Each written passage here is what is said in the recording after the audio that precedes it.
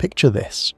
You're stepping off a ship onto the beaches of Normandy in August 1415, expecting to launch a glorious charge. Instead, you instantly sink knee-deep into a toxic, suffocating mudflat. Men around you are collapsing into the muck. They aren't falling to enemy arrows, they're dropping dead from severe heatstroke, boiling alive inside their heavy plate armour, before drawing a single sword.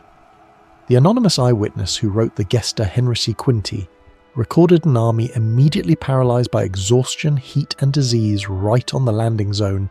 This was the catastrophic launch of the Siege of Harfleur. How did a massive military machine, built to conquer a kingdom, nearly destroy itself before breaching a single wall?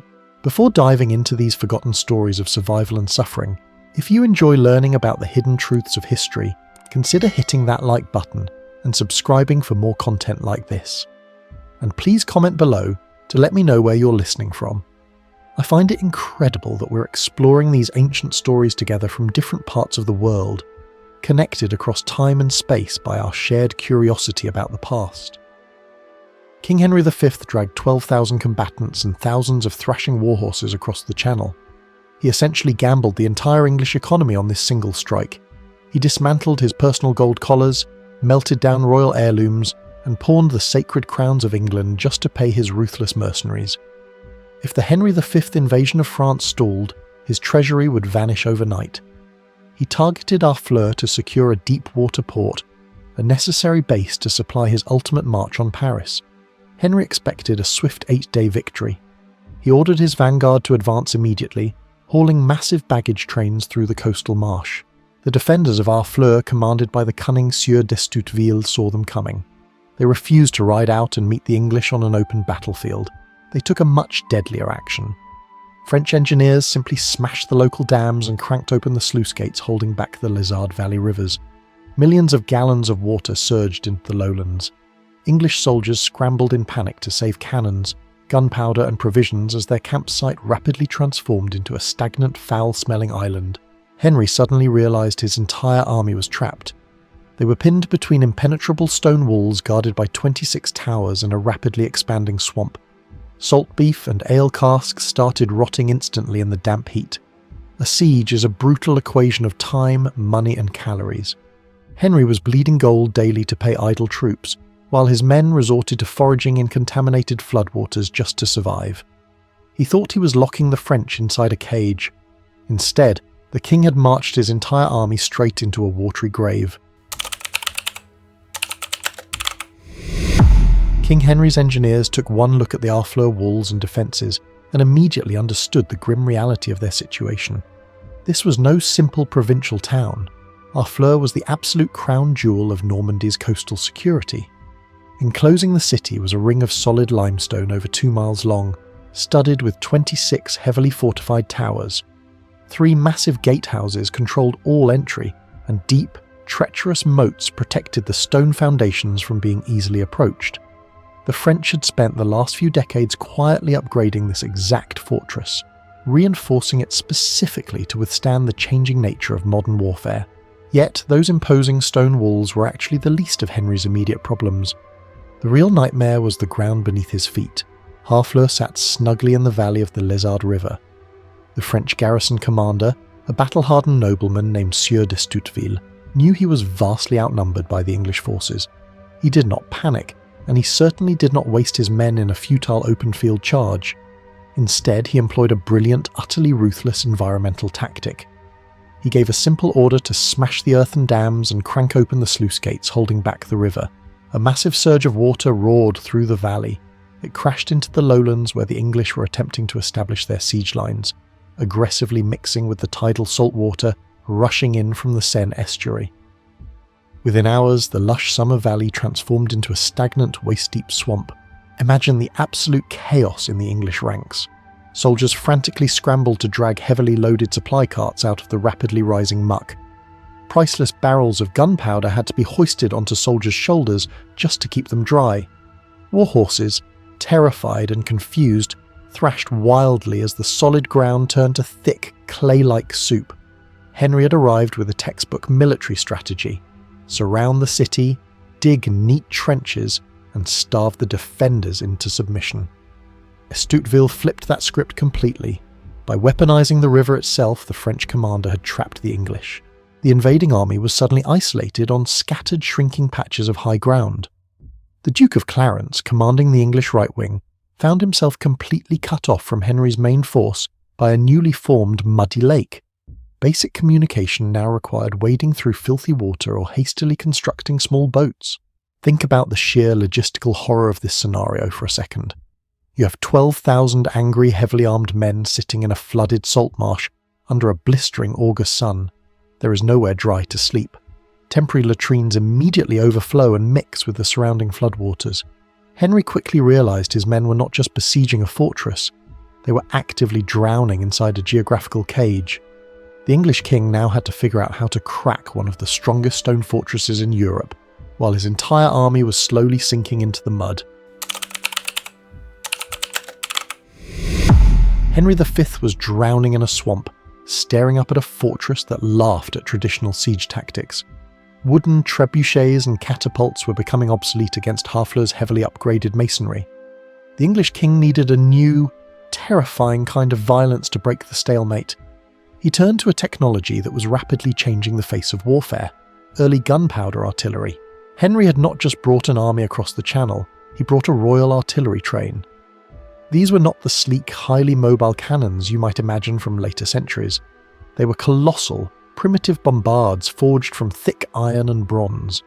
English chronicles specifically name the most terrifying of these beasts: the King's Daughter, London, and the Messenger. These metal leviathans fired massive stone spheres, some weighing hundreds of pounds, painstakingly carved by specialised masons back in England. Getting these monsters into firing position was an absolute logistical nightmare. Remember the artificial swamp the French had just created? English engineers now had to drag heavy metal tubes, weighing thousands of pounds, through thick, clinging mud. It required dozens of straining oxen and hundreds of exhausted men hauling on thick hemp ropes just to move a single gun a few yards. Wagon wheels sank straight to the axles. Ropes snapped under the extreme tension, whipping back to shatter bones. Men were severely injured or crushed under the sheer, unforgiving weight of their own weapons. Once the guns were finally mounted on hastily reinforced timber platforms, Henry unleashed hell. The sensory overload of a medieval artillery barrage is difficult for a modern mind to fully grasp. To a 15th century soldier or civilian, the firing of a heavy bombard was literally the loudest sound they had ever experienced in their entire lives. It was deafening. It sounded like the world was splitting open. Day and night, without a single pause, Henry ordered his master gunners to fire. Massive stone balls smashed into Harfleur's walls, sending lethal clouds of limestone shrapnel tearing through the crowded streets. The physical destruction was catastrophic, but the psychological toll was far worse. The constant earth-shaking explosions, the suffocating clouds of sulphur smoke, and the sheer unpredictability of the impact shattered the nerves of the French garrison. It was a primitive, medieval form of shell shock. The citizens of Harfleur could not sleep, they could not think, and there was nowhere safe to hide. Yet this technological terror came at a steep price for the English. The raw materials for gunpowder, saltpeter, sulphur, and charcoal, were incredibly expensive, draining Henry's already mortgaged treasury with every single deafening shot. Furthermore, these massive bombards were highly unstable. Primitive metallurgy meant the metal could easily crack under extreme heat. Overheated barrels frequently exploded on the firing line, instantly killing the English gun crews in horrific blasts of fire and shrapnel. Despite the relentless bombardment, the core foundations of Harfleur's thick walls stubbornly refused to collapse entirely. The shattered stone simply piled up into the moats, creating new defensive mounds for the French to hide behind. Henry was burning through his gold and his gunpowder at an alarming rate, and the city still stood tall. He realised that blasting the walls from the outside was no longer enough. If he could not go through the walls, he would have to go under them. Henry's massive cannons had battered the outer defences, but the core foundations of Harfleur remained stubbornly intact. Frustrated by the stalemate and bleeding money every single day, the king ordered his army to shift tactics. If fire and stone from above could not break the city, the English would tear it down from below. The war descended into the claustrophobic darkness of underground siege mining. The strategy was brutal but conceptually simple. English sappers, specialised military miners often recruited from the tin and coal mines back home, began digging deep tunnels starting from the safety of their own trenches. Their goal was to burrow directly underneath the massive stone towers of Harfleur, hollow out a large cavern directly below the foundations, and prop the ceiling up with heavy wooden timber. Once the chamber was large enough, they would pack it with flammable material, set it on fire and run for their lives. As the wooden supports burned away, the earth would violently collapse, bringing thousands of tons of French limestone crashing down into the void. The French defenders, however, were not just sitting blindly behind their walls. Sieur d'Estouteville anticipated this exact move.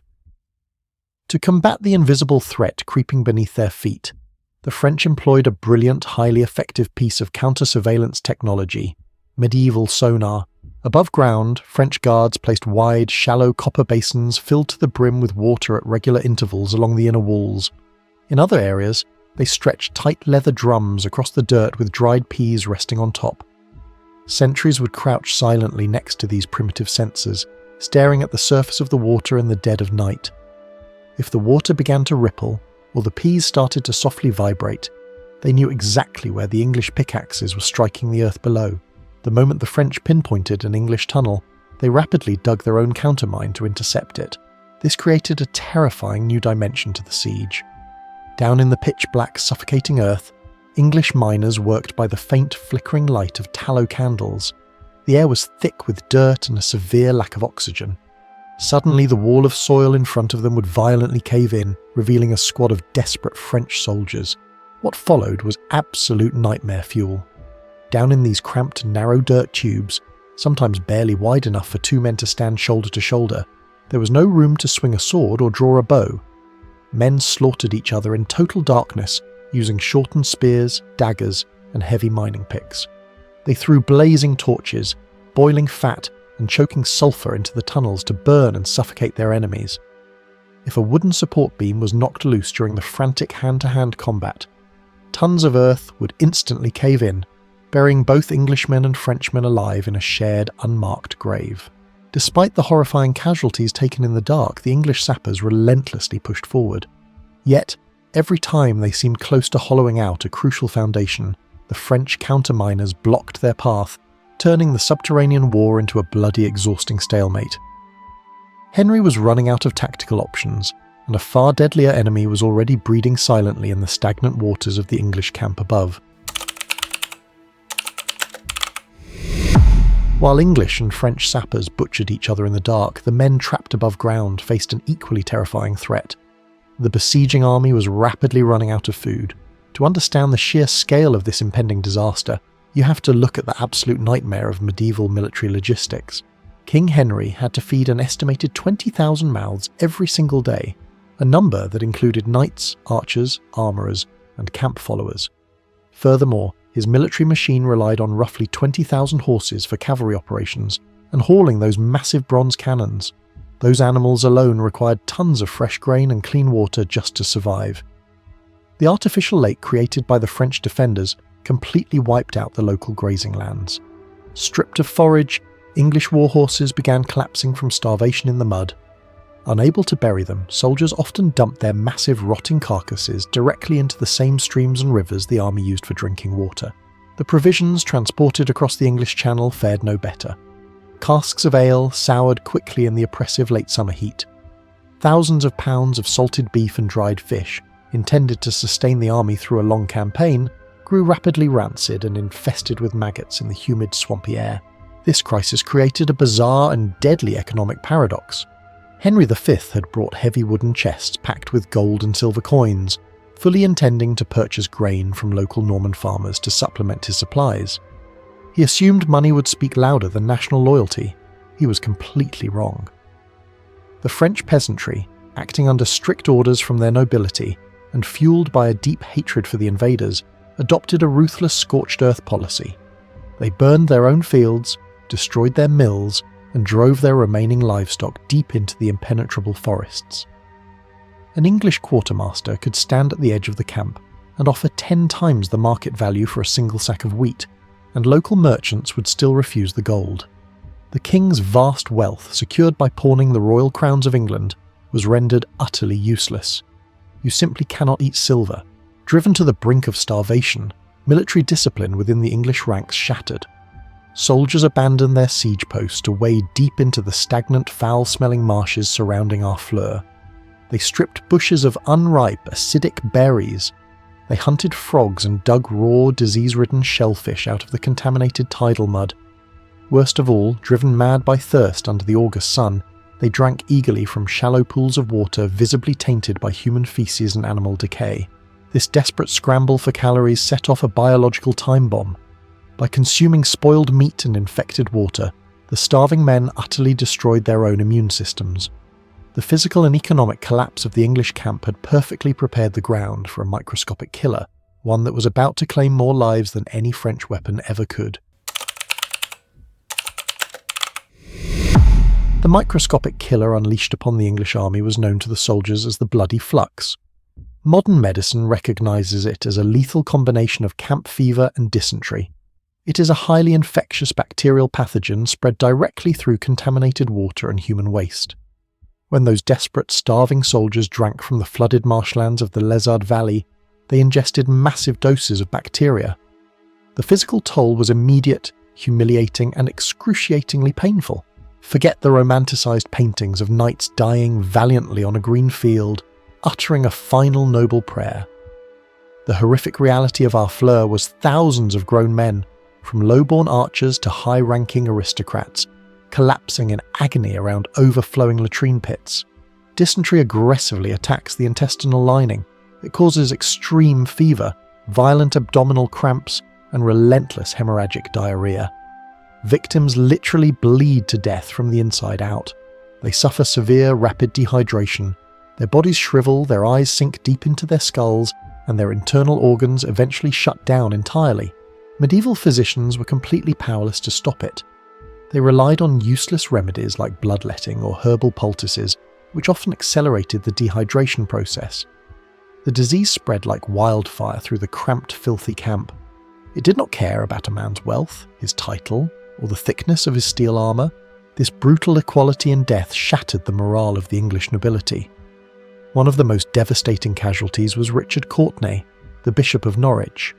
He was a towering figure in the royal court and one of King Henry's closest personal friends.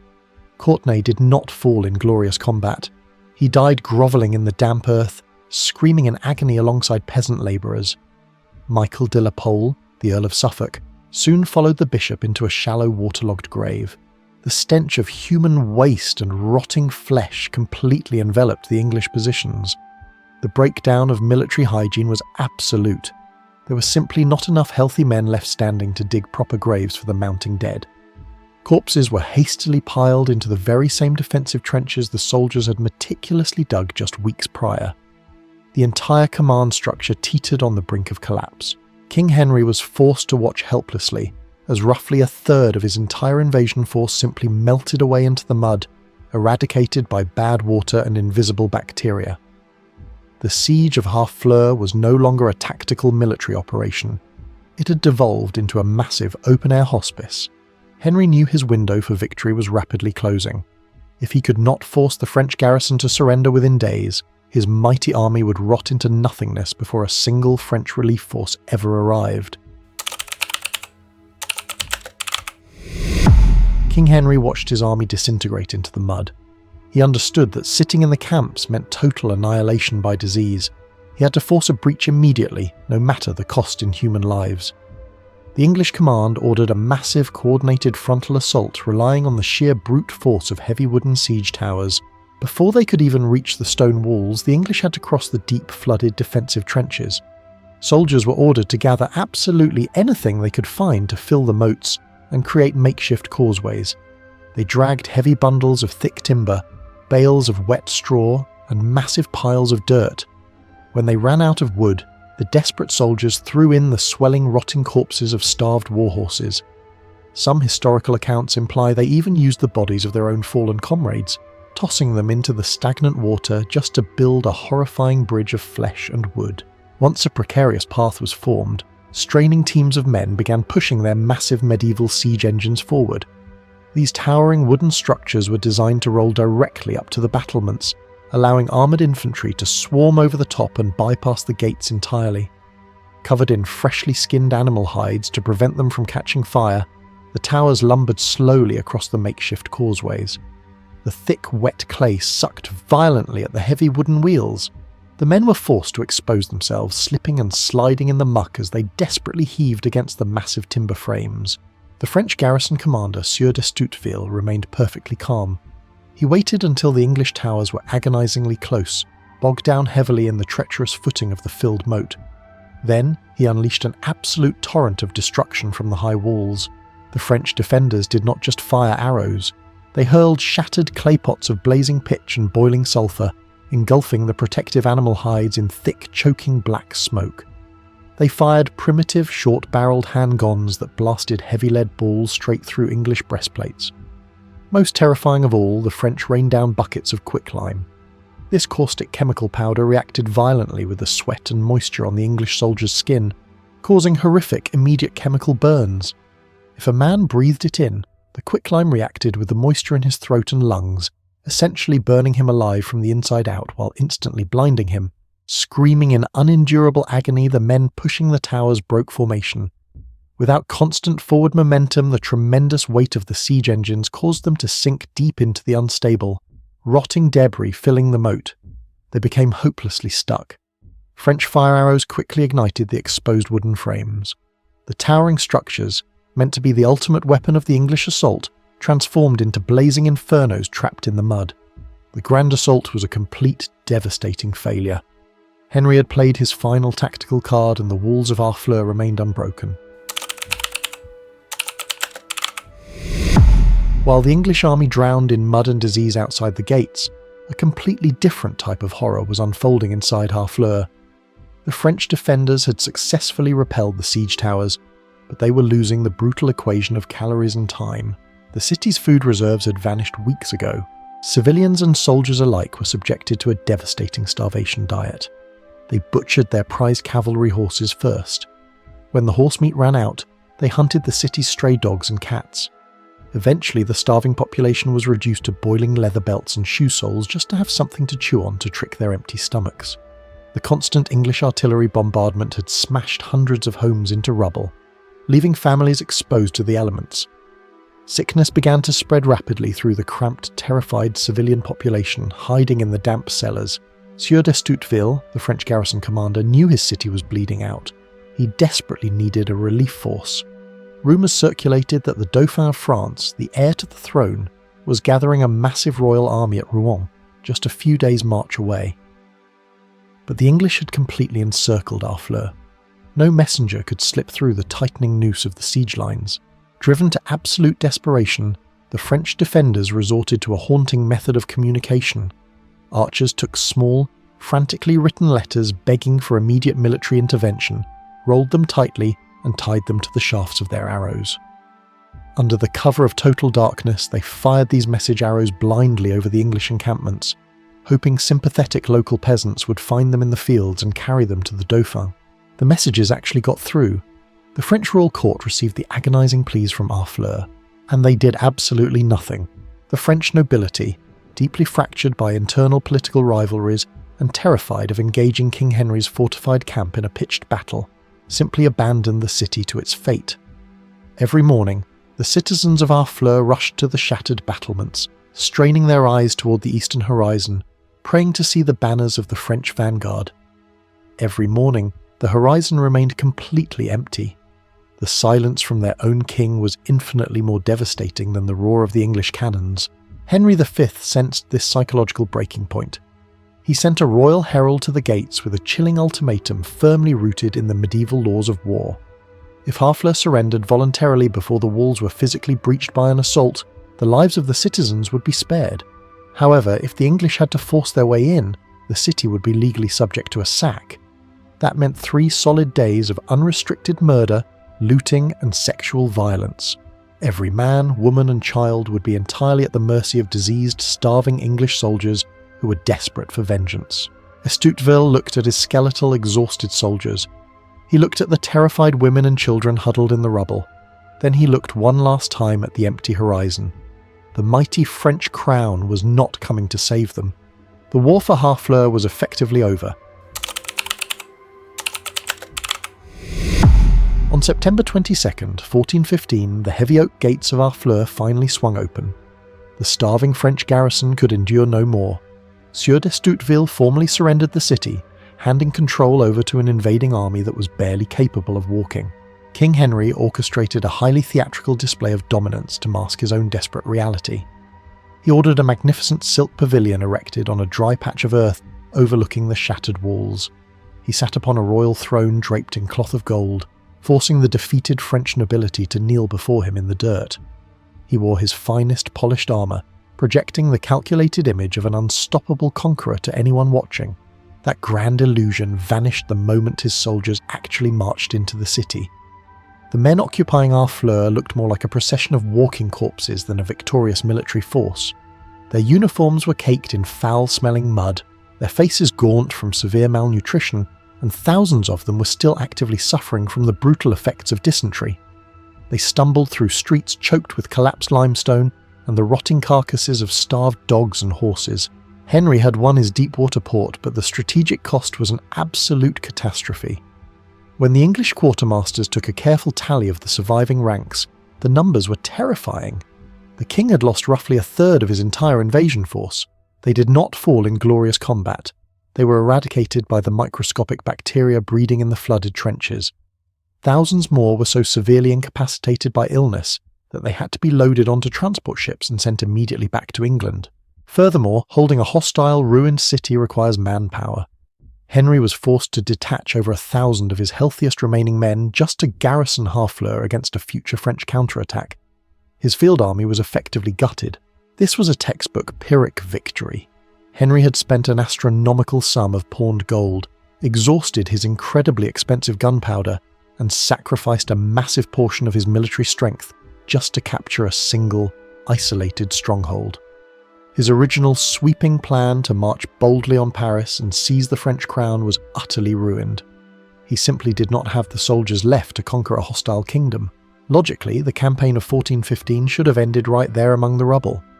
Henry had a perfectly legitimate, honourable excuse to fortify his new prize and sail home to London as a triumphant king. His lords and commanders practically begged him to load the survivors onto the ships anchored in the harbour. No one would have questioned a tactical retreat after securing such a heavily defended target. He had won the siege, he had survived the outbreak of disease, he just needed to go home.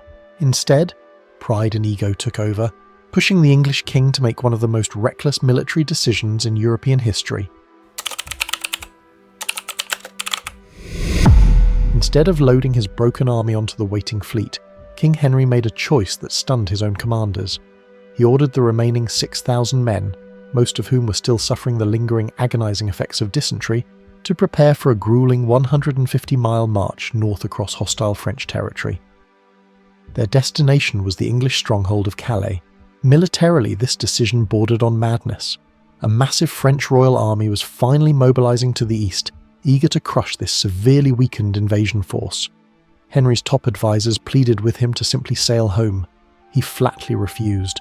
His reasoning was rooted entirely in royal pride and medieval optics. To retreat by sea would look like a desperate, cowardly escape. Henry needed to prove to Europe that he was the rightful sovereign of France, and a king does not sneak away from his own land in the dark. He walks openly across it.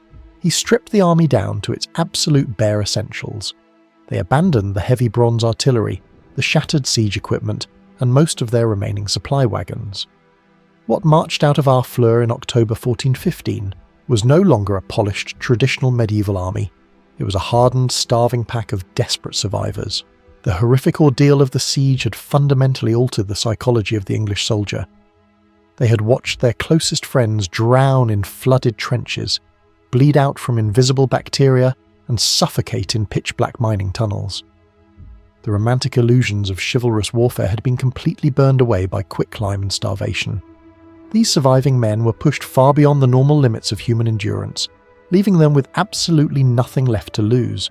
This profound psychological shift is the true hidden legacy of the Harfleur campaign. History books love to focus on the miraculous English victory at Agincourt that happened just a few weeks later. They praise the tactical genius of the longbow and the heavy mud that trapped the French knights. Yet people rarely ask what kind of men are actually capable of standing their ground against a terrifying cavalry charge while exhausted, sick, and outnumbered 5-1. Harfleur is the answer. The mud, the disease, and the brutal siege mechanics forged a terrifying resilience in the English ranks. Agincourt claimed the eternal glory, but Harfleur was the brutal meat grinder that built the army capable of winning it. War rarely goes according to the king's grand plan, and often the most legendary victories are born directly from the ashes of near-total disasters. Thank you so much for joining me on this exploration of one of history's most brutal and overlooked sieges. If you found this breakdown fascinating, please hit that subscribe button, leave a like, and let me know your thoughts in the comments below. What forgotten historical event should we uncover next? Click the video on your screen to keep exploring the past, and I will see you in the next one.